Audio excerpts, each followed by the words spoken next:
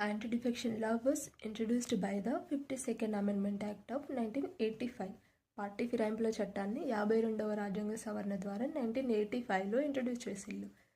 Party ఫిరాయింపుల చట్టం అంటే ఒక పార్టీలో గెలిచి ఇంకొక పార్టీలోకి జంప్ అవ్వడాన్ని తగ్గించడం కోసం అనేసి ఈ పార్టీ ఫిరాయింపుల చట్టాన్ని తీసుకొచ్చిళ్ళు.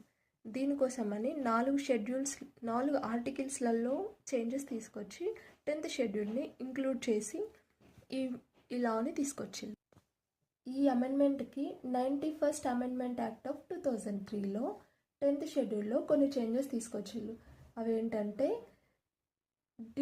Disqualification on the grounds of split. ఒక పార్టీ స్ప్లిట్ అయినప్పుడు దాంట్లో డిస్క్వాలిఫికేషన్ చేయాలా వద్దా అనే దాన్ని గురించి అని కొన్ని చేంజెస్ 10th షెడ్యూల్లో తీసుకొచ్చిళ్ళు బై 91st అమెండ్మెంట్ యాక్ట్. ఆ 10th షెడ్యూల్లో ఇంక్లూడ్ చేసిన ప్రొవిజన్స్ ఏంటంటే, ఫస్ట్ డిస్క్వాలిఫై చేయడానికి కావాల్సిన రీజన్స్. ఫస్ట్ వన్, మెంబర్ తనంతట తాను వాలంటరీగా ఆ పార్టీ నుండి బదిలీ అవ్వాలని అనుకోవడం, అది ఒకటి డిస్క్వాలిఫై చేయడానికి.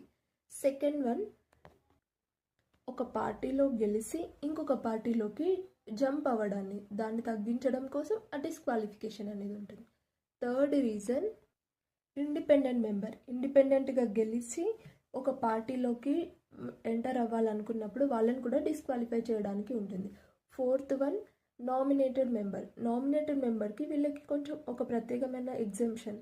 వాళ్ళు నామినేట్ అయిన 6 months లోపు ఏ పార్టీలో అయినా జాయిన్ అవ్వచ్చు. 6 months తర్వాత జాయిన్ అయితే వాళ్ళు డిస్క్వాలిఫై అవ్వడానికి అవకాశం ఉంటుంది.